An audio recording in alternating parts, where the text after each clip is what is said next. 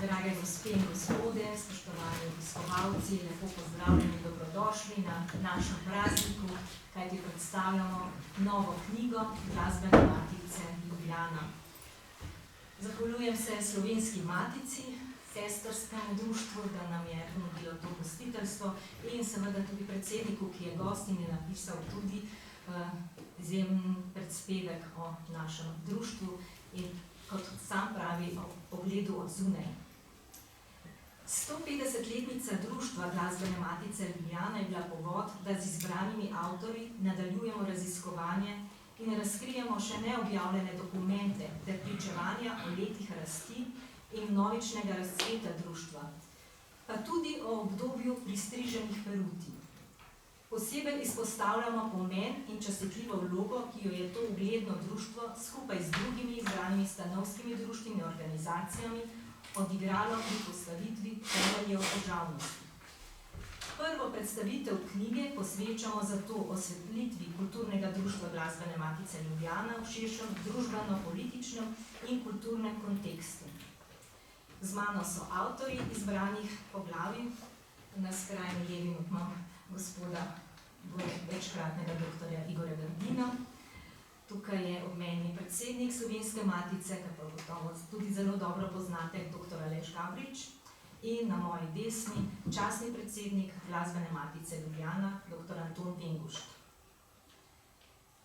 Ker pa se pride do glasbe samo z glasbo, nekaj podobnega lahko rečemo tudi za vsa glasbena kulturna društva, zato vabim pevko naše pevske šole, Nino Žigart, da otvori tole našo predstavitev in sicer, da zapojemo Tulčka Jurija Fleischmana. Spremljala jo bo Metoda King.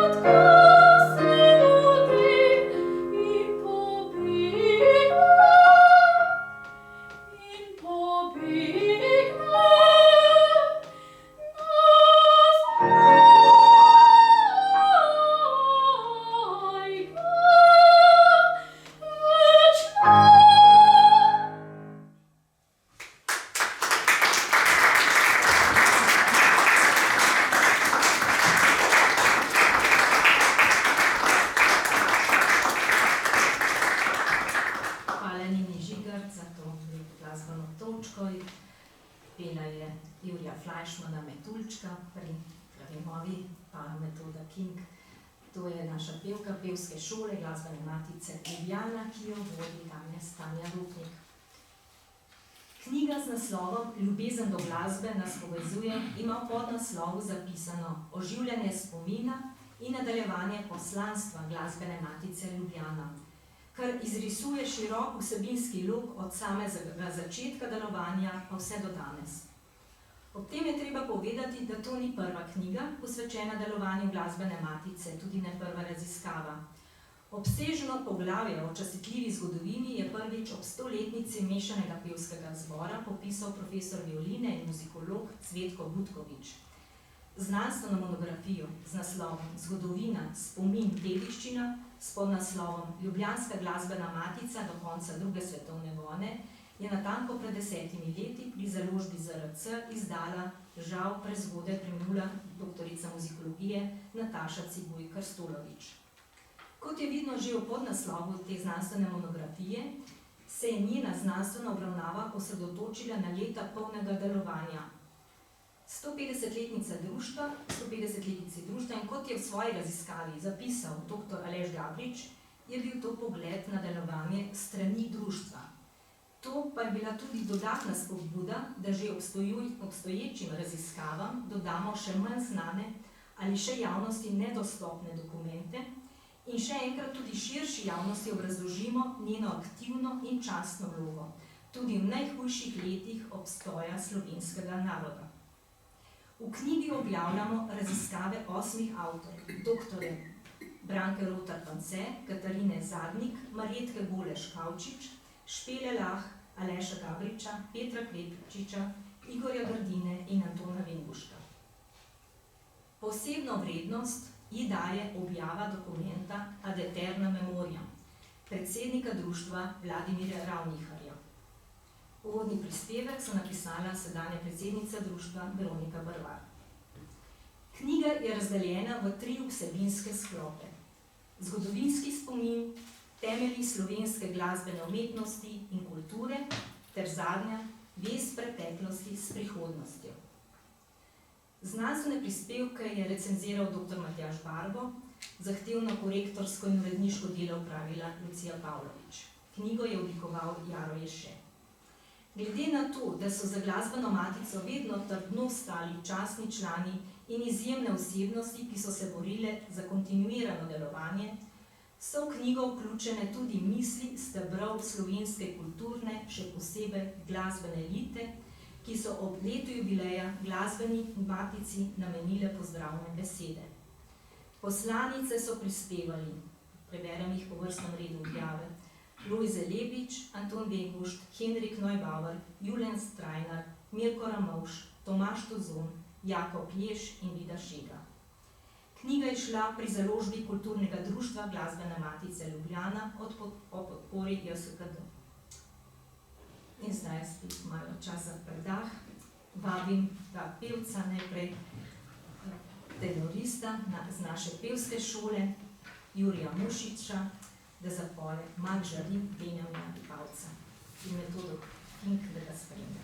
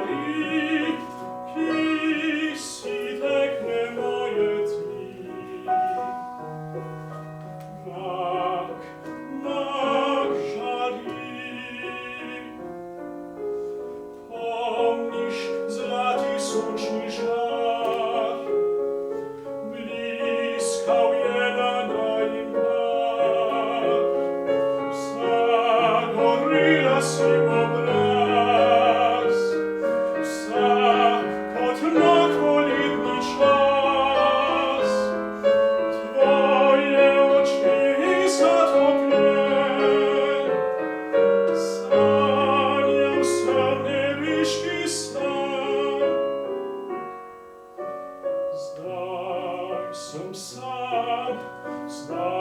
sem sam, o ki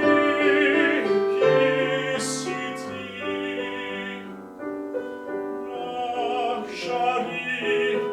Nak žari, ki si dekle moje ti.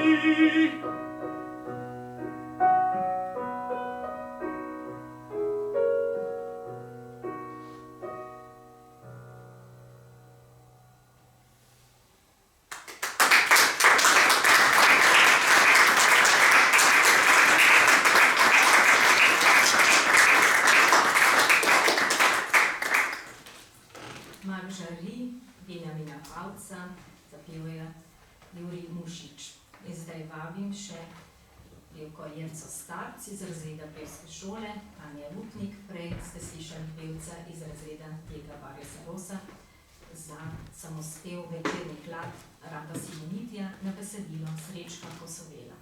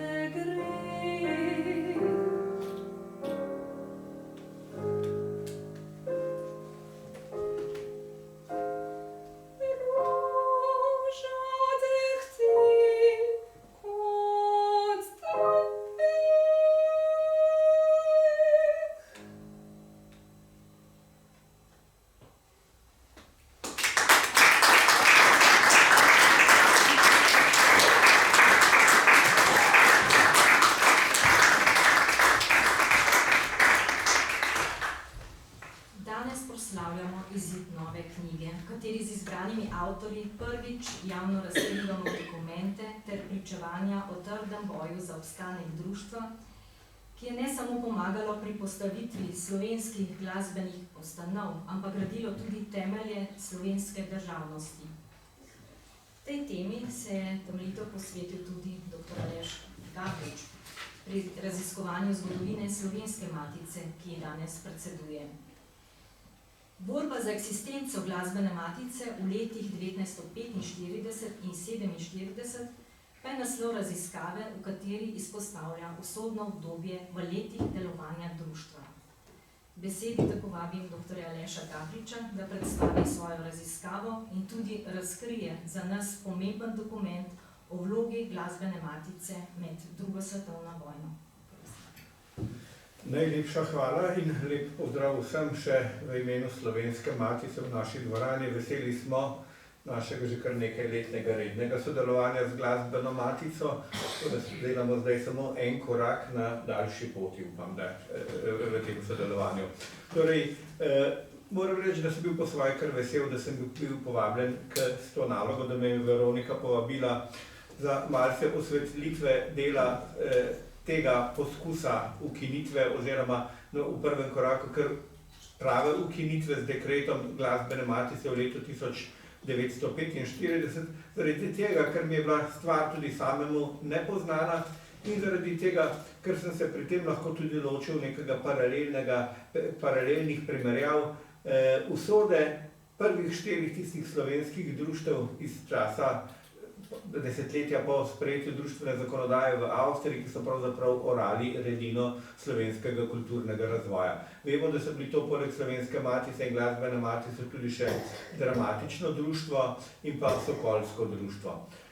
Če bi začel mogoče kar s tem, kakšno usodo so si vsi ti delili. Pravzaprav so nekateri velik del svojega temeljnega poslanstva, ki so ga sprejeli v svoje prve statute iz 60. in 70. let, torej 19. stoletja, opravili že velik del nalog v prvi Jugoslaviji, torej z profesionalizacijo in podržavljanjem nekaterih kulturnih ustanov. Ko pa gre v tujino, pa je treba pol primerjati ta slovenski kulturni razvoj s kulturnim razvojem pri drugih večjih narodih, seveda z daljšo tradicijo, pa običajno dam vedno to primerjavo ravno za, denimo, glasbeno matico in dramatično društvo, da to pač nista dve običajni društvi, kulturni društvi, ki razvijata kulturne prireditve na svojem področju. Obe sta imeli že pravzaprav v svojem prvem statutu še dve nalogi zraven, ki ju večina tovrstnih društev nima.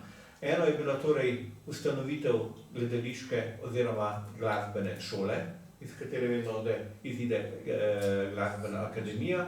In druga stvar je, poleg teh predstav pa priprave prireditev ali v glasbeni matici koncertov, še izdajanje tiskovin. Torej, kar pomeni založbe specialne Slovenci, zato še nismo imeli in je bilo treba preko založniškega dela spodbuditi domače avtorje k pisanju ali dramskih tekstov ali glasbenih del in torej prevzeti tudi še eno nalogo, ki jo običajno delajo ali založniška podjetja ali pa seveda drugačne ustanove. Torej, in seveda, del te naloge je bilo na to opravljene, če računamo, pri dramatičnem društvu v času prve Jugoslavije s podržavljanjem državnega gledališča in opere, glasbene matice s podržavljanjem konzervatorija, torej ustanovitvijo glasbene akademije. Ampak pravzaprav leta 1945, zopet gremo kar na to letnico, od prvih teh omenjenih 4 društev, 2 se nekako prostovoljno odpoveta svojemu poslanstvu in predata bolj, bom rekel, brez take večje prisile stvari države v roke. Po eni strani so to bili Sokoli, seveda ki delujejo svoje delo skozi Fiskulturno zvezo, po drugi strani je to bilo dramatično društvo, za katerega sem tudi pred par leti, ko sem se ukvarjal s Slovensko matico, odkril, da je svojo zadnjo zapuščino prepustilo Slovenski matici. Tistih nekaj svičnikov, kolikor je še bilo na računu, ampak zopet, da vidimo, kako so to zavestjo pravzaprav nekega dolgotrajnega kulturnega poslanstva delali. Zadnji predsednik denimo dramatičnega društva je bil Franc Aleški Finžgar, ki je šel prvo zbrati vodstvo društva, koliko so še dolžni po starih postavkah komu zdaj izplačati.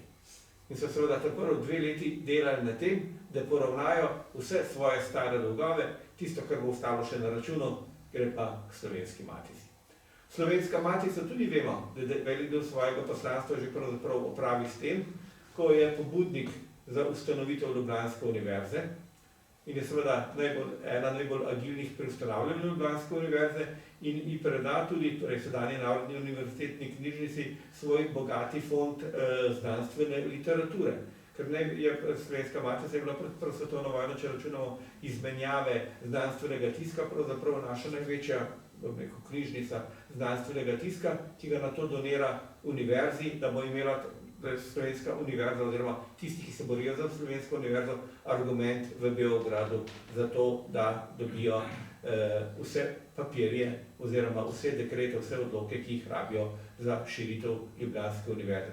In potem je tukaj še glasbena matica, ki je del svojega poslanstva seveda že upravila, kot sem rekel, z ustanovitvijo glasbene akademije, ampak vemo pravzaprav, da v svojih rokah takrat združuješ še veliko dela, ki je v nekaterih, bom rekel, pri večjih narodih razdeljeno na več enot. Če računamo, takrat ima koncertno poslovalnico, mi takrat Zavoda za avtorsko pravo še nimamo.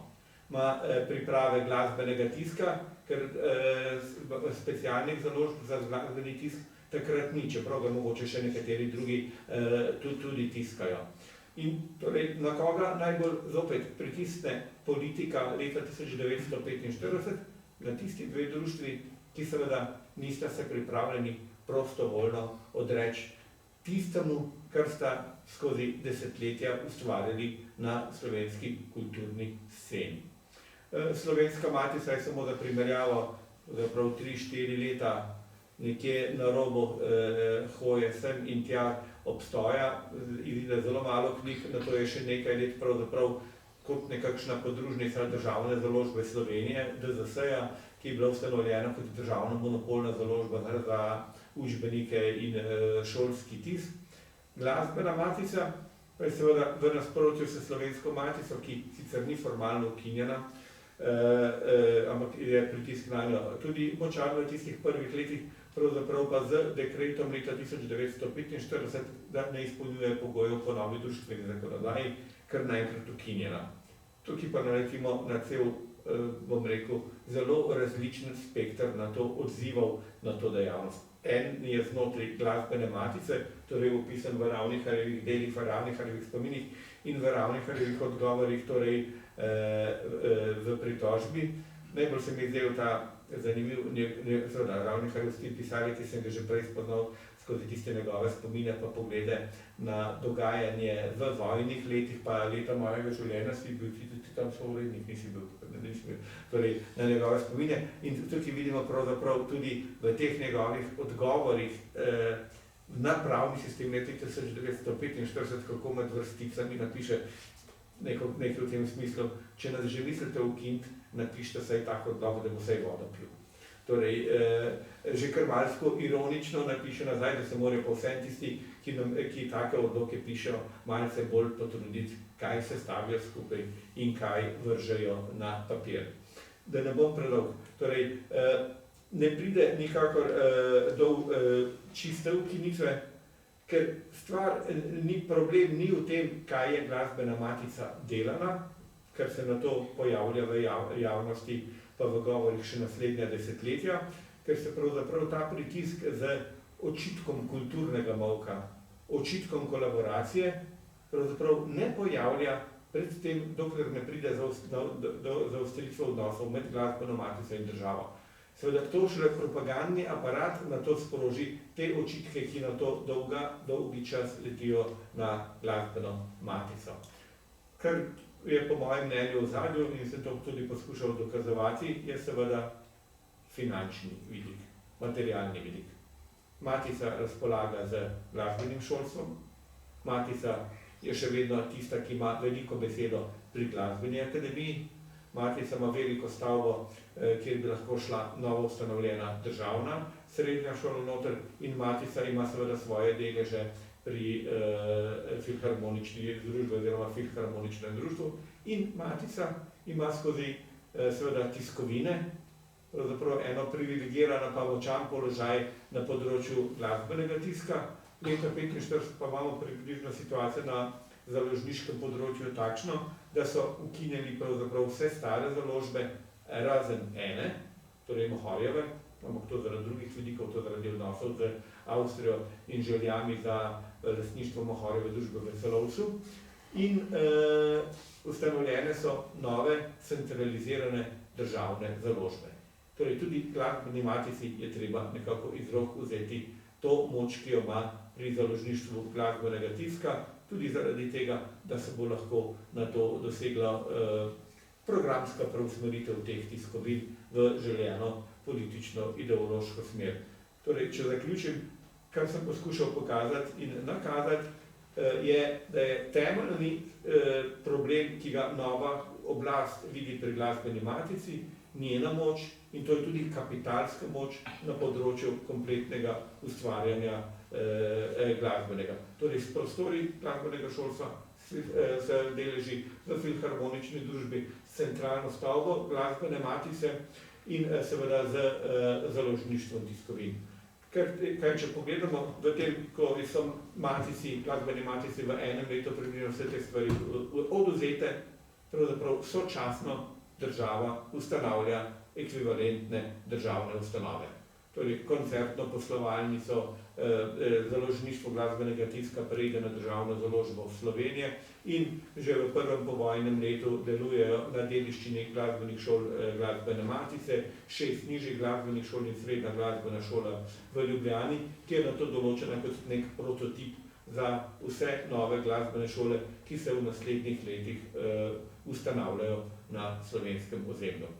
In država na to doda ta očitke o kršenju kulturnega molka in o kolaboraciji, seveda, ko je treba obračunavati z glasbeno matico.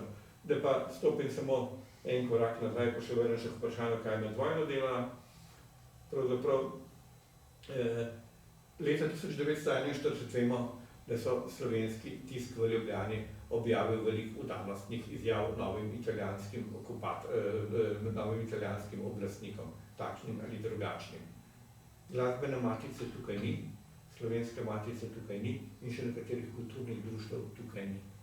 Ta društva so napisala eno resolucijo in jo predstavila vrhovnem poveljniku italijanskih okupacijskih sil, torej visokem komisarju Emiliju Gracioliju, in ta izjava je precej odstopala od nekaterih drugih udarnostnih izjav.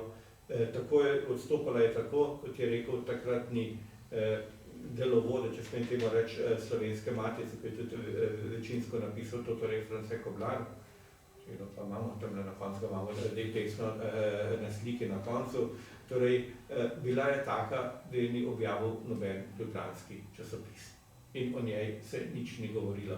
Kdo jo je predstavil in prebral direktno pred najvišjim predstavnikom okupacijskih oblasti, najstarejši član delegacije, predsednik glasbene matice Vladimir Ravnihar. Torej, ko gremo v to področje, vidimo enostavno, da je bila vloga glasbene matice popolnoma v nasprotju s tistim, kar so ji po vojni očitali. Tudi ko leta 1943, torej kulturni delavci v Osvobodilni fronti v svoji reviji Svetov objavijo kritike na nekatere kulturnike, ki da se preveč udarnostno obnašajo do okupatorjev, ko kritizirajo enega glasbenika, mu nekako tako napišejo v očitek. In kaj je naredil pri tem? Celo je zlorabil je dobro ime glasbene matice. Torej, so pohvaljne besede tudi v tisku OF-a na zadržanje glasbene matice med vojno. Ker pravim, tisto, kar sledi kot očitki, sledijo v času obračunavanja in jih takoj prve pol leta po koncu vojne še ne najdemo. Toliko za začetek. Najlepša hvala gospodu Gabriču za to izčrpno predstavitev. Naj že zdaj povem, da vprašanja, vaša razmišljanja bomo na koncu nekako delili, upam, z vami.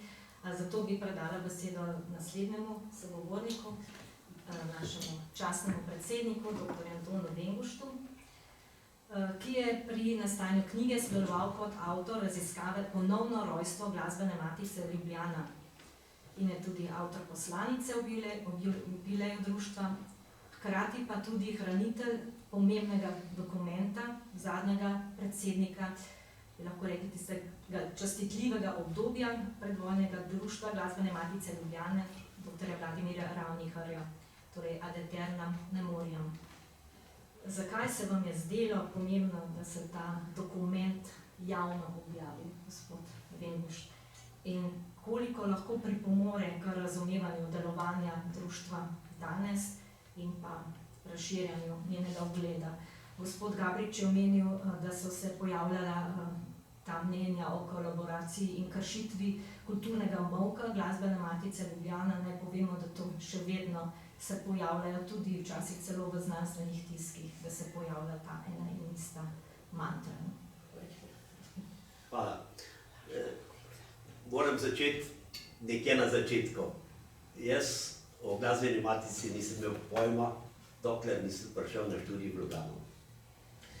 In šele 79. leta, ko me je takratni predsednik glasbene matice August Pevec zaprosil, da pridem pomagati prepevati zaradi letnega koncerta, ker je, tako kot tudi drugod, primanjkovalo moških glasov. Kot študent imel sem dovolj časa, da sem si to lahko privoščil, pa še dobra družba je bila, pa še kaj za usta dati, kot se temu reče. No, in ker nisem človek, ki bi samo stal poleg, ni trajalo prav dosti dolgo, da sem enkrat postal celo predsednik takratnega mešanega pevskega zbora glasbene matice. Bilo je nekaj teh starih še članov, najbolj, recimo, moram pač poudariti Tomislava Kajfeža, znanega urarja iz Miklošiščeve ceste, in ta je mene in tudi ostale zastrupljeval z glasbeno matico dobesedno. Tam nam je razlagal, kaj je bila, kaj je naredila, kaj se je tudi med vojno dogajalo in kaj tudi potem po vojni. No in zgodilo se je, kot se je zgodilo, da je v slovenski pomladi leta 91, ko je za Slovence vsekakor zelo pomemben datum, zelo pomembno obdobje, se je začelo tudi ta možnost, da bi naj naredilo se vračilo ali pa da bi se vračalo določeno zaplenjeno premoženje, ki je bilo neupravičeno zaplenjeno ali pa podržavljeno. Mi smo takrat skupaj s prijatelji takoj začeli pač razpravljati o tem, ampak nobenih papirjev nismo imeli, ničesar, niti enega dokumenta, ki bi nas v bistvu usmeril na to, na kaj naj se sklicujemo. Šele, ko sem prišel v arhiv Slovenije takrat do zapuščine dr. Ravniharja, takrat se mi je pravzaprav šele začelo odvijati, kaj se je dogajalo in kaj je bilo. No in to je seveda pri meni vzbudilo še večji, upor in zagnanost za to, da to peljem naprej.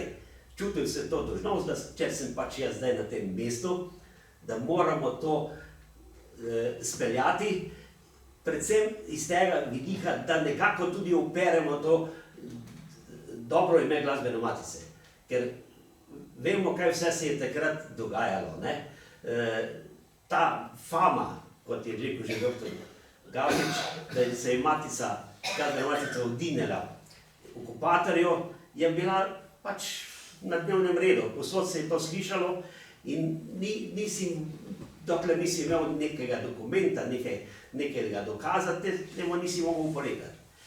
Kljub vsemu smo takrat v Mešanem pevskem zboru bili v glavnem mladi ljudje, ki so jih tja privabili ali pa poslali, če temu rečem, bivši člani Glasbene matice, to so pravi učitelji glasbe, starši otrok, ki so prišli študirati v Ljubljano, in takrat nas je bilo v bistvu kar včasih 70, tudi 80, in nekako ta matica je kar lepo živela in se razvijala. Vendar je bil skozi nad njo neki ta meč, da je v zadnji vsak, recimo iz inštitucij, vedno matica, ja, ona se je odinjala, ona je imela negativen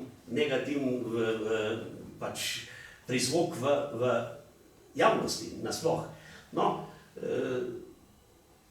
takrat po 91. letu smo seveda skupaj s prijatelji, tu moramo omeniti gospoda Žbavca in pa predvsem njega, ki je bil pravnik, in tam je s temi pravnimi nasveti in tudi s povezavami toliko pomagal, da smo lahko začeli z procesom ali pa z zadevo, z vračanjem, najprej samo z povrnitvijo dobrega imena Glasbeni matici.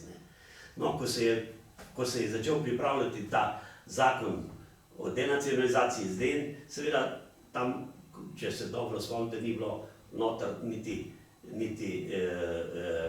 društev, niti cerkve v začetku.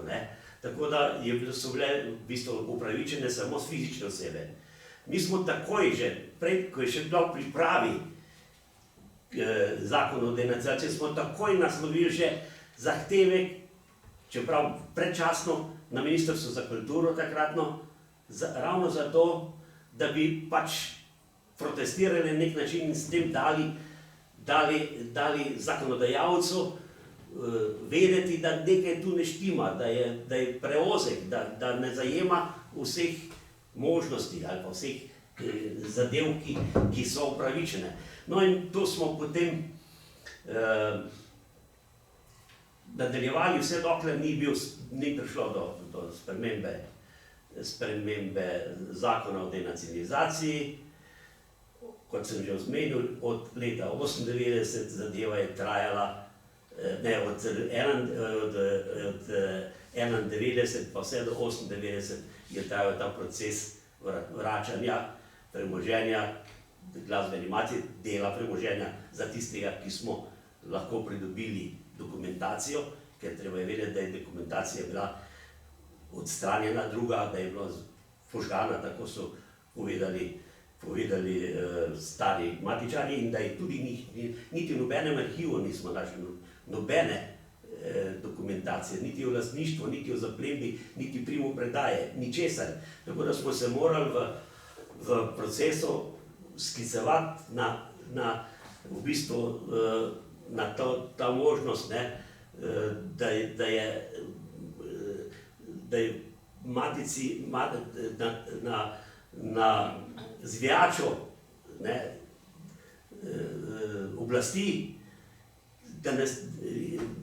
in to smo uveljavljali, toliko dokumentov smo pa imeli, da smo lahko ta del navajali. No, bilo je veliko teh 8 letih, ko je trajala ta zadeva. V Sloveniji. Prosim? V Sloveniji že, ne? V Sloveniji že, potem, ja. Je treba vedeti, da je to bilo ogromno stvari, ki tudi v tem sestavku niso napisane. Tu so napisane samo tiste, za katere imamo dokumentacijo. Vendar sem si vse akcije, ki so bile takrat storjene, zapisoval z datumi in s prisotnimi osebami. Tako da imamo poimensko s funkcijami tako na mestnem nivoju, na državnem nivoju, na ministrskem nivoju, na vladi, na komisiji za peticije in tako naprej. Vse tega smo se morali poslužiti, da smo prišli na koncu do rezultata, ki je pač pomenil, da smo vsaj del tega premoženja lahko dobili nazaj. Zanimivo je bilo, kar sem vedno rekel, že med prijatelji, da ni bilo, recimo, iz glasbenih vrst pravzaprav nobenih pomoči. Nihče, vsi so se držali ob strani, če niso bili zelo negativno nastrojeni. Tako da smo v bistvu ta proces vodili izključno amaterji, izven glasbenih vrst. Na koncu sem pa gotovo, da je to bilo edino pravzaprav zveličavno, ker če bi bil, recimo jaz, iz glasbenih vrst bi me verjetno uničil materialno in strokovno. Ker tako sem bil pa veterinar, niso mi nič mogli, prišli so preveriti mojo kadrovsko mapo. To je bilo takrat, rekel, skoraj nezaslišno, vendar mi je takratni dekan, profesor Kogovšek, zdaj žal umrl, poklical je rekel: Tone, kaj si naredil? Tule je cela delegacija prišla, pa hoče tvoje kadrovsko mapo pogledati. Da jaz sem se namreč podpisoval z dr. Anton Venkuš, če sem bil pošteno prišel do doktorata, in so prišli gledati, ali morda jaz kaj tam skrivam in nisem to, kar se imam. No, ampak sem seveda dovolil, da lahko kaže vse, kar je, ker nisem imel kaj za skrivati. In cel proces, ki se je potem dogajal, največkrat je bilo vprašanje, kaj imam jaz od tega. To so me spraševali, največkrat je bila to takratna šefica tega mestnega komiteja za šolstvo, predšolsko vzgojo, ne vem, kako se je imenovala, gospa Franska Trobec. In ko sem enkrat, ko sem že to neštetokrat vprašal, sem rekel, ko bomo imeli denar, bomo pa šli na Havaje. In čez 2 dni je bilo to v časopisu. Cel kup takšnih dogodkov je bilo, da ne rečem iz ministrskih vrst, so bile tudi grožnje, če ne bo šlo zle, pa bo pa zgrda in tako naprej. Vendar, glejte, ker nisem imel ničesar za skrivati, ker sem imel tudi poštene prijatelje, da smo to speljali, smo lahko to speljali, ne da bi nas kdo oviral. Dolgo je trajalo. Največja težava je bila, da nismo imeli nobenih finančnih virov. praktično je bilo to, bi rekel, samo financiranje. Vse veste, tisti, ki ste po kakšni društvi bili, veste, da je tisto društvo, kar se je dobilo od Zveze kulturnih organizacij, je bilo še za zborovodje, ni bilo v glavnem dosta ali pa za vodje, kakor ne. V glavnem smo financirali tisti, ki smo se s tem ukvarjali. Ne. Tudi, verjemite, ne, če si hotel dobiti kot nepoznavalec podatke pravne narave, od odvetnikov, sodnikov, kaj si naredil, povabil si je v gostilno, ne, in tam si prišel do informacij, ki si jih potreboval. Da so pa pravniki, tako kot tudi veterinarji, seveda, bili dobri pivci in jedci, pa tudi ni bilo nobene skrivnosti. Ne, tako smo mi to peljali. Ne. Zakaj sem se jaz temu tako posvetil? Zato, ker je bilo vzdušje v takratnem mešanem pevskem zboru takšno, da odlično in da so me vsi podpirali. Da si se počutil kot doma, da so vsi, ko sem jaz razlagal vedno, kakšno akcijo smo speljali, so vsi bili, rekel, ploskali, čestitali in tako naprej. Vse nisi rabo drugega, samo da je bilo dobro vzdušje. Ne. In bistvo je bilo to. Ne. Prišli smo preko vseh pravnih teh, rekel, zadev, dvakratne revizije postopka in tako naprej, politikanj teh pravnih, ampak na srečo, se pravi, se je vse dobro išlo. Pa to še ni bilo vse. Potem smo se pa naslednjih 8 let pa borili za to posest. Mi smo dobili te dve hiši, na Vegovi pa na Gospodski, v last in posest. Ne. In seveda še leta 2000, to se pravi 98 dokončno, še 2003 je Steinbacher iz mestne občine Ljubljana napisal uradno, da matici ni treba nič plačati, ni treba se seliti in da so lahko noter vsi drugi, da to pač njihov, to ni zadeva, ki bi mestno občino recimo kaj stala. Skratka, takšne zadeve so bile. Ne? Po drugi strani smo imeli pa zelo velike težave, predvsem z srednjo glasbeno baletno šolo. Ne?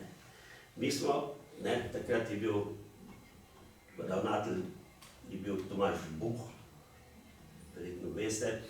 No in mi smo takoj seveda z njim postavili povezavo, povedali, za kaj gre, kaj hočemo.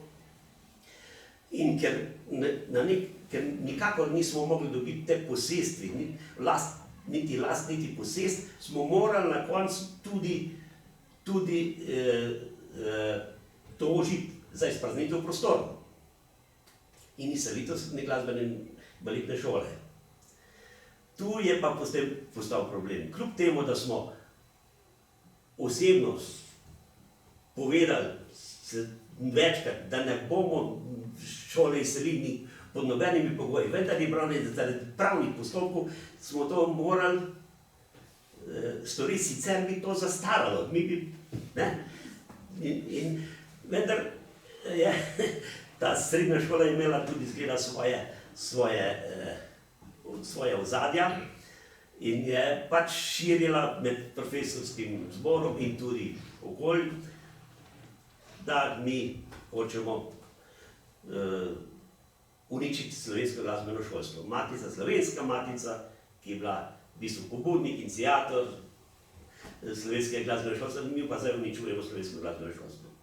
Ne bom pozabil, recimo, brata od Tomaža Buha, ravnatelja, ki je bil Marjan Buh, ki je bil skupaj v službi z mojim bratrancem na Jožefu Štefanu, ko smo se enkrat srečali, me je napadal, mislim, kaj se grem, kaj sem tu, da uničujem slovensko glasbo in tako naprej. Težko je bilo razložiti, da sploh ne gre za to. Ampak bila je pač politika, jaz ne bom se v to spuščal. Vedeli smo pa, da že sama srednja glasbena baletna šola nima, tudi z matiškimi prostori, nima dovolj prostorov in da bi bilo potrebna novogradnja.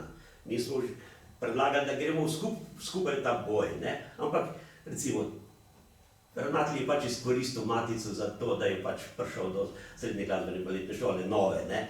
V redu, to sprejmemo, ne? Ampak ni bilo lahko, se sam spomnite določenih časopisnih člankov, kot recimo glasbena Matica, mislim slovenska srednja glasbena šola se seli pod mostom Ljubljanice in tako naprej, ali pa mečejo jih iz teh prostorov. Tako da smo imeli cel kup, recimo javnost je bila nastavljena proti nam. Ne. Tako da ni bilo lahko, verjamte, in če bi peljali recimo to ljudje iz glasbenih vrst, verjetno bi prej odnehali s tem procesom. Ne. Tako pa vedeli smo, zakaj se borimo, na koncu nam je uspelo, Matica se lepo razvija, jaz mislim, ni še to, kar bi si vsi želeli, ampak bo, upam, da bo. Ne. Hvala, gospodu.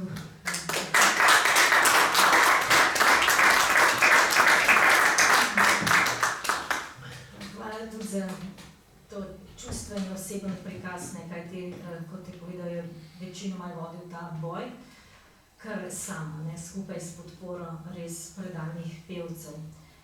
Nakazali ste pa že iztočnico, zakaj je pomembno, kaj je bil tisti cilj, zakaj so se borili. Zdaj pač dobiti same stavbe, to ni prava motivacija, ampak cilj.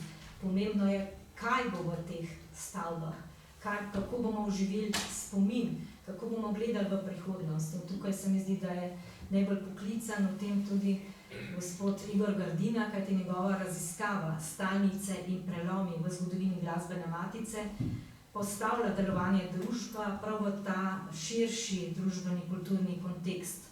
Poznavanje te kulturne zgodovine in krajine je pomembno pri vrednotenju in oceni delovanja društva. Tako da prosim, gospod Grdina, da predstavite vašo raziskavo. Ja, hvala za besedo.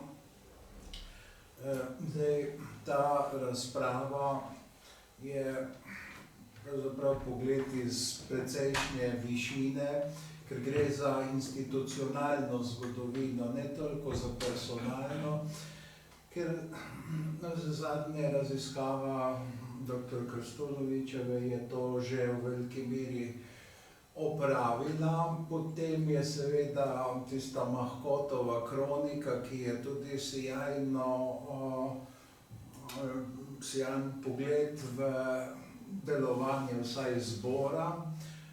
Zdaj smo dobili pač posebne študije o dogodkih leta 1945 do 1947 in seveda ta epski boj, ki ga je gospod Vengušt izbojeval, in to seveda brez puške, samo s trdim in tekočim gorivom, kot smo lahko izvedeli. Na neki način je ta moja raziskava vzporedna tisti zgodovini, ki je v enem zborniku pri Mohorjevi šla o filharmonični družbi, kjer se pokaže, da v bistvu je vsaka generacija tiste družbe in tukaj tudi vsaka generacija, velika generacija matičarjev imela pač neke določene temeljne probleme. Prva generacija ustanoviteljev pač vzpostaviti so to infrastrukturo, kajti glasba je zahtevna umetnost, tukaj je vendarle vedno tudi vprašanje reprodukcije. Ni dovolj samo napisati, ampak je treba veliko znati, seveda, da se to na primeren način predstavi in seveda vzpostavi tudi glasbeni tisk. Nekaj poskusov seveda je bilo prej v bistvu čisto privatističnih. Do prve svetovne vojne je Šventner tudi začel kot glasbeni založnik, pa je potem seveda glasbena Matica bila pravzaprav premočna. Potem pride to drugo, bi rekli, Hubadovo obdobje, ko se matica pač preprosto odloči, predvsem, da bo gojila vokalno glasbo, to preprosto zaradi tega, ker je tukaj lahko najhitreje dosegla vrhunskost. In seveda tisti zahvalni koncert tam v 90-ih letih na Dunaju je prelom, ko Dvoržak dirigira na Dunaju pač matičinemu zboru. In uspeh je bil po časopisnih poročilih res velik. In Dunaj je v tistem času glasbena prestolnica sveta, poleg Pariza, tako da iz same vljudnosti najbrž že tega ni bilo, torej nekega vljudnostnega ploskanja, samo zaradi tega, to, kdor sledi recimo zlasti Šukletovim spominom, se tam kaj lahko izza kulisja pravzaprav o tem seveda prepriča. In potem seveda obdobje, ko prvič poskušajo na Kranjskem v deželnem okvirju spostaviti, torej deželni konservatorij tik pred Prvo svetovno vojno, vendar tukaj uspeha ni. Tukaj je zdaj verzija seveda glasbene matice, ki je pač ena, na drugi strani poznamo sliko, ki jo je skozi svoje zapiske dal deželni odbornik Eugen Lampe. Ampak iz primerjav se pa točno vidi, kaj je bilo zadaj oziroma v osredju, tako kot Levsti, ki je napisal Martinu Krpanu, kako so Slovenci imeli to in to reč med sabo, in tukaj so jo tudi to in to reč imeli med sabo, in tej reči se je reklo seveda politika in kdo bo glavni katera od strank. Čeprav je bila matica nepolitično društvo, je vendarle bila bolj liberalna, medtem ko deželni odbor je bil pa takrat že popolnoma katoliški, na torej slovenski strani samo mesta so bila še torej liberalna. In je bil nekakšen seveda mrtvi tek. Po prvi svetovni vojni imate ogromno zapisov o glasbeni matici kot koncernu.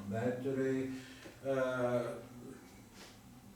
to ni prijetno brati, zlasti zato, in če pač greste skozi Hobadovo gradivo v to tematiko, meni je samo Hobad dal nekaj gradiva, ki bo nekoč pač prišlo tudi v arhiv, torej o svojem očetu, ki je takrat seveda potem postal glavni človek tudi v gledališču. To se pravi, glasbena matica ni imela v rokah samo vokala, ni imela samo potem po pripojitvi filharmonične družbe tudi instrumentalne glasbe, pa je že sama se razvijala v to smer preko orkestralnega društva, ampak seveda posredno tudi operno gledališče. In to seveda je vzbujalo odpor,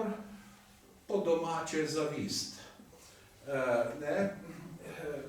Problem je pa seveda ta, da ni tako hudo neko stvar ustanoviti, ampak potem korak za korakom in ohranjati nivo, to pa je velikanski problem. In glasbena matica je tudi potem v tem obdobju, ko naj bi bila monopolist v Ljubljani, vendarle zagotavljala čedalje višjo raven. Torej, v bistvu jo nihče ni prisiljeval, nobena konkurenca, to res ni bilo.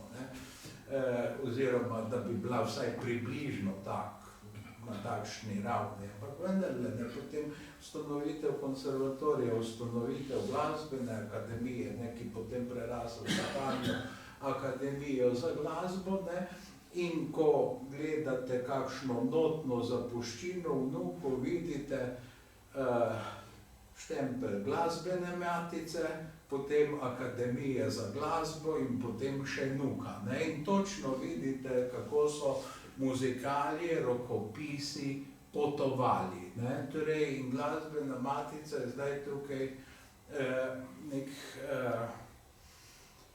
neka stopnica, mimo katere ni mogoče iti, ne? In to se je pač leta 1945 je takratna oblast to tudi vedela, in ko so ustanavljali nove ustanove, torej so glasbeni matici vzeli, niso ustanovili na novo, ampak so dejansko prelili iz enega kozarca v drugega.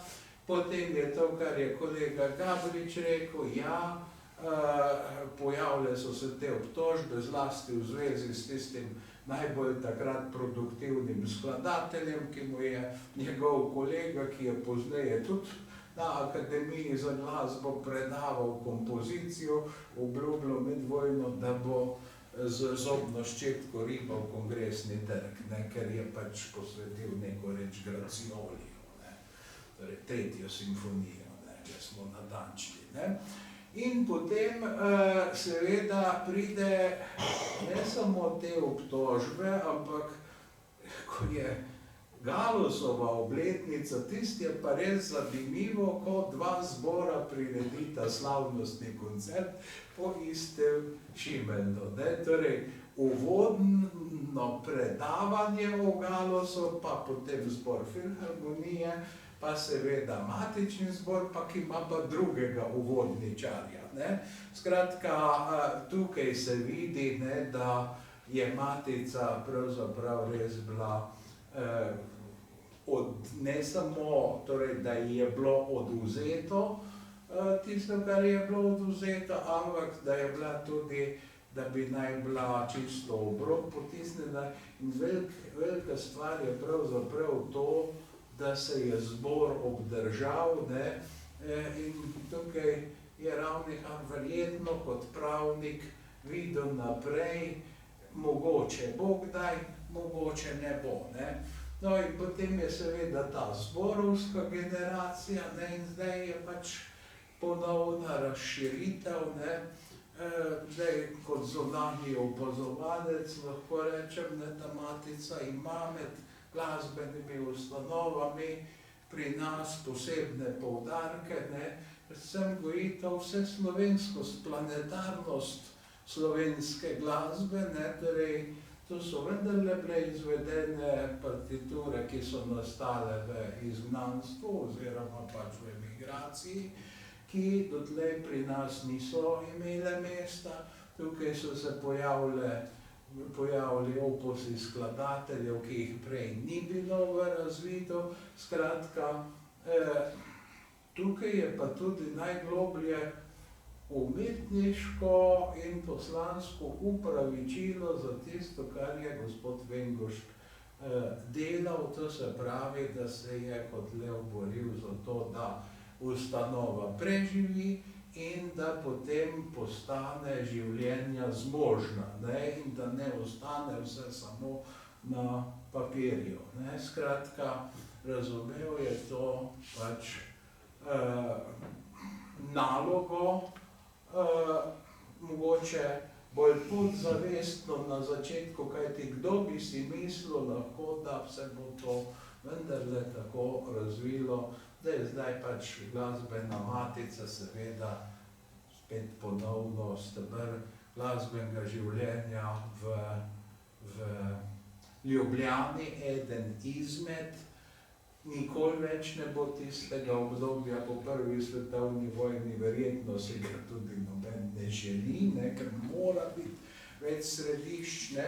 Ampak naj opozorim še čisto za konec, da vendarle glasbena matica se je po prvi svetovni vojni zelo uspešno širila tudi v Maribor. Črti so bili zlasti z Marjanom Kozino in Mihoviljem Logarjem, da bosta v Beogradu osnovala neko podružnico. Vemo, da Trst je bil tudi nastajal po nekem zgledu in bil potem po drugi svetovni vojni tamkaj pač obnovljeno tisto. Skratka, to ni ljubljanska zadeva, to je vseslovenska zadeva, vedno je bila zamišljena najprej kot nukleus in potem se je pač to razvejalo, morda se bo zdaj še na podoben način, morda ne, pač to je odvisno od vitalnosti matice. Hvala lepa.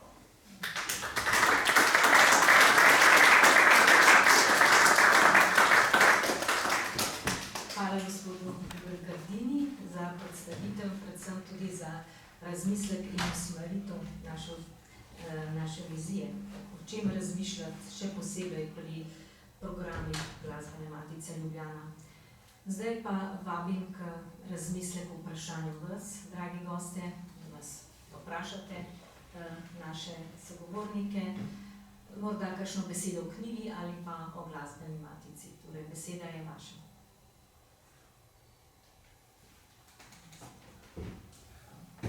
Zdaj se slišimo? Ja, jaz se izražam navdušenje nad vsemi vami, ki ste spregovorili, in sem vesel, da sem se pomladil, ker se zelo rad učim, sem veliko zvedel. Hvala lepa.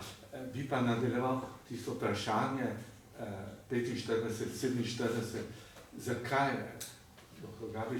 se leta 47 nekaj spremenilo, prelomilo, kaj je bil tisti dogodek?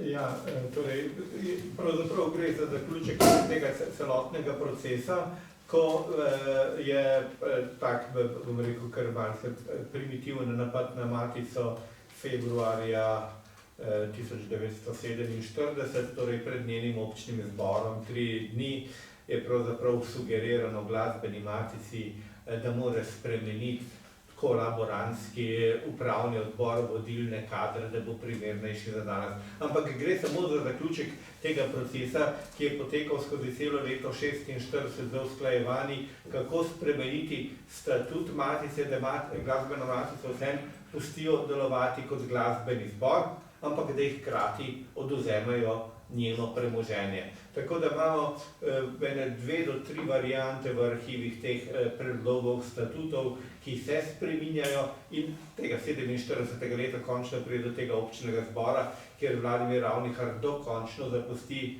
vodstveno mesto, torej ga je prisiljen zapustiti, kar pa je dosegel in se mu nekateri seveda potem tudi zahvaljujejo, je to, da ni prišel do popolne ukinitve Glasbene matice, kakor je bilo zapisano na prvotnem sklepu iz leta 1945.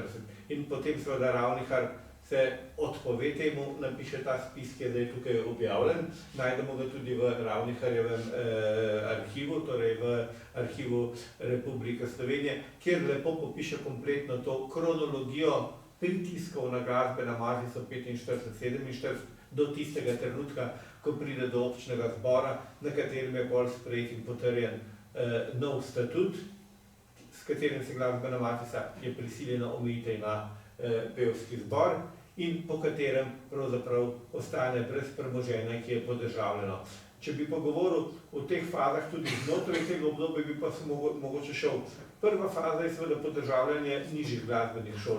Tukaj se Glasbena matica niti ni toliko upirala, ker pravzaprav gre po eni strani za nadaljevanje te politike iz že medvojne Jugoslavije, ko je pravzaprav tudi interes Glasbene matice, da je njen konzervatorij, v katerega je mogla v 20 letih še investirati, prevzeme državni proračun. Torej, če je šola podržavljena, naj država njemu da finance. In so seveda tudi ti nekateri pač člani vodstveni Glasbene matice, njeni pomembni sodelavci so seveda že leta 1945 potem imenovani in polno zaposleni z profesorskimi plačami po glasbenih šolah. Ampak pravim, boj se pa nadaljuje s tem, kaj bo z filharmonično dvorano, kaj bo s centralno stavbo, in založba je pravzaprav tudi že leta 1945 pravzaprav že odvzeta, 1946 je samo realizirano to podržavljanje, oziroma kako si je rekel Hans Christian Andersen, Cesarjevo Cesarjevo novo oblečilo, so pa zdaj nekje nekomu drugemu oblečena. Torej, gre enostavno za to. Seveda, morda bi še to dodal, ker sem ravno pomislil v Igorjevem govoru, ko so vsi ti napadi, pa kritike, torej na glasbeno matico, kaj je delala med vojno. Kot pravim, to je propagandno. Ravno zdaj, ko ena druga stvar sem delal, sem se spomnil, iz istega leta 47 imamo recimo, da nimo v eni politični karakteristiki Julija Beteta napisano, Julij Beteto, ki bi mu lahko že po malo milejših kriterijih kaj očitali zaradi nastopa v nemškem jeziku v operi. To je bilo tisto, kar je bilo najbolj osovraženo pri Osvobodilni fronti, ampak v njegovi politični karakteristiki, zaradi česar nima nobenih težav po vojni, je pač lepo napisano lojalen do vseh oblasti od Habsburške monarhije dalje. Torej, ni bilo kaj take. Ravnihar je tisti, ki je pač stal na svojem stališču in se opiral. Po eni strani seveda, kar je že najbolj grozno, pojem kolaboracije pa Udinjemu okupatorju očitati Vladimiru Ravniharju, ki je dal oba svoja otroka, torej sin je bil med organizatorji, med pravniki, torej teh v Osvobodilni fronti, hčerka Božena Ravnihar med zdravniki, sam je pa v svojih spominih, ki so bili objavljeni šele tam nekje konec 80-ih, od začetku 90-ih let, pa vidi, koliko nima lepe besede za kolaborante. Torej, zdaj boš ti to njemu učitelj. Torej, tukaj gre izrazito za, bom rekel, za propagandni učinek in leta 47 je pa pač ta prelomnica z občnim zborom, kjer se pač je prisiljena stara garnitura posloviti in pristati nova garnitura na nov statut, s katerim je pač zaključen ta proces pritiskov, da pride država do lastništva stvari glasbene matice. Če bi pa mogoče še to dodal, mogoče Slovenska matica ni imela pri denacionalizaciji, saj ne poznam, da bi imela takih težav. Se pa spomnim, ko pa mi je pa Drago Jančar, ki je bil takrat dolgoletni tajnik razlagal, ampak so pa tudi na Slovensko matico že jaz razumem ta vprašanje nekaterih, kaj je zadaj, kaj je vaš interes. Ljudje pač v 90-ih, v času denacionalizacije po privatizacije, niso verjeli, da obstajajo entuziasti. Temu niso verjeli. Prav tudi za Slovensko matico so prihajali ljudje, ki so že imeli izdelan način za privatizacijo, koliko bi se dalo zaslužiti s temi hišami, pa s kompletno založbo. Ker nismo imeli, je rekel Drago Jančar, ker tudi niso imeli posluha za take, so tudi čudaki izpadli. Ljudje pač enostavno niso verjeli, da so nekateri še vedno pripravljeni delati za društva. Da je pa zakonodaje izostalo, je pa vprašanje, koliko je še tukaj pa delež evropske zakonodaje. Ko je Slovenska matica dobivala to zakon o Slovenski matici, smo mogli ravno na ministrstvu potem pojasnjevati, zakaj ne moramo izpolniti tega formularja predloga zakona, ki je zopet seveda en evropski vzorec, evropski mušter, pokažite nam 3 primere v Evropi enakih ustanov. Dokazovati jim, da so se ta slovenska društva razvijala ravno zaradi tega, ker jim države, v katerih so živeli, niso prek države nič dale. Da so bile pravzaprav ta društva protestne organizacije proti temu, da od države nič ne dobijo. In seveda, ko smo to dopovedovali na ministrstvu, so nas povsem razumeli, ampak to je bo zdaj treba spraviti v formularje, ki so evropski in so napisani brez logike razumevanja in upoštevanja tega dejstva.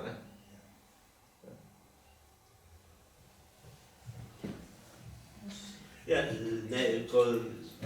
ko ste rekli o teh entuzijastih, vem, tisti, ki smo bili takrat, smo bili res entuzijasti. Lahko rečem, da se je potem, ko se je matica pravzaprav dobila ta vračilo teh delnega premoženja, so se seveda v matici takoj pojavili razni dobro misleči, ki so videli možnost svojega pridobitništva v matici in smo se jih, moram reči, komaj otresli. To smo tukaj pri stanicah pa prelomih. Ampak eno stvar samo lahko še tukaj dodam.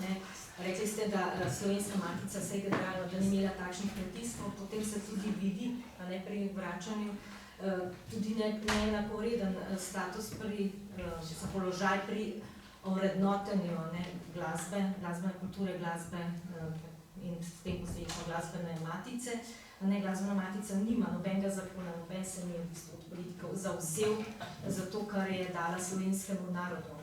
Dejansko res brez glasbene matice bi bilo toliko in toliko Slovencev nepismenih glasbenih, toliko ljudem je prinesla kulturo, v njihove domove, glasbeno kulturo. Prosim, ima še kdo kakšno misel, vprašanje, dopolnitev? Ja, jaz bi povedal par stvari. Janez Kipic, ker sem bivši knjižničar. Jaz sem pa tudi v glasbeno šolo, rojen sem 52 leta. Se pravi, in takrat sem še doživel v osnovni šoli forsiranje pesmi kot dobro žito smo sejali in tako naprej. In jaz sem gledal, kaj imamo take pesmi pet, mi otroci. In tako da o tem ne bi. Kako je potem šla, kakšne pesmi so bili potem na pripevskem pouku na osnovnih šolah za kasnejši čas, ne vem. Bi pa šel na začetek glasbene matice, ker sem nek knjižničar in recimo veliko stvari po literaturi vem. Glasbena matica, prvi vodja je bil Fran Gerbič, ne?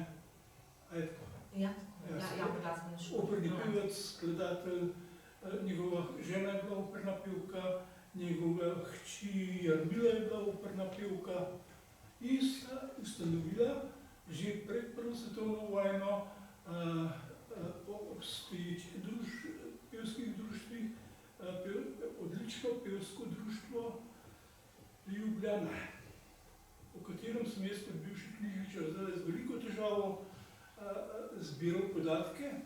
Bili so vabljeni na katoliške politične shode, takrat ustanovitev Slovenske straže in tako dalje. Potem je pa ta zbor se oživil po prvi svetovni vojni, vodili so ga različni ljudje, na koncu ga je pa vodil celo Rado Simoniti. Tako da dela na tem področju za zgodovinarje bo še precej, potem je bil pa seveda ukinjen, ali pa ni bil obnovljen. Treba je povedati tudi, da je verjetno, kolikor jaz vem, seveda s temi težavami, ki ste jih omenjali, šlo tudi veliko glasbenikov v tujino, Marko Bajuk sigurno, on je bil glasbeni pedagog, zelo aktiven, pa katoliško usmerjen. Tako da pa poleg te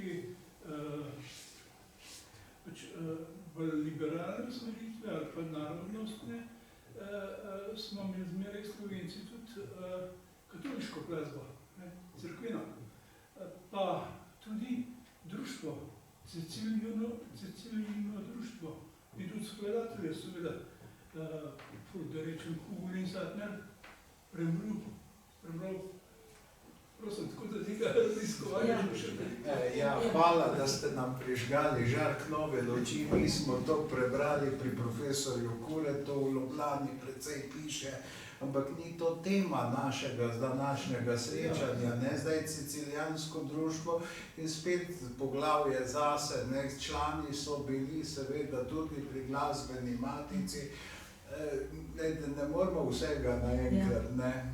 Ja, jaz bi samo to upozorila, tako kot je povedal gospod Grdina, pač mi smo povedali zdaj svojo zgodbo, ni bilo pa tako ostro ločeno, te osebnosti so sodelovali skupaj in gospod Premrl, skladatelj Premrl je bil član artističnega društva glasbene matice, niso ga zato izključevali, tudi Hugolin Satner, on je dobil naročilo glasbene matice za prvi slovenski oratorij, ki je bil izveden in kot vemo, se ta pota niso tako ločila ali razhajala.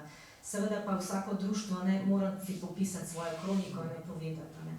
Mislim, da smo že zelo dolgi, tako da vas vabim na zdravico v naši novi knjigi. Lepo vas vabim, da si pogledate knjigo, lahko jo danes dobite tudi po posebni promocijski ceni, oziroma pripada vsem privržencem glasbene matice.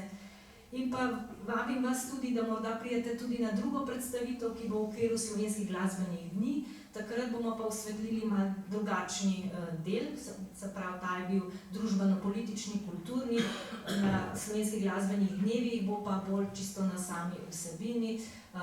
Dr. Branka Roter-Pance gleda daleč v prihodnost, saj je vzgajala naše najmlajše rodove. Tako s tem zaključujemo poglavje te naše knjige.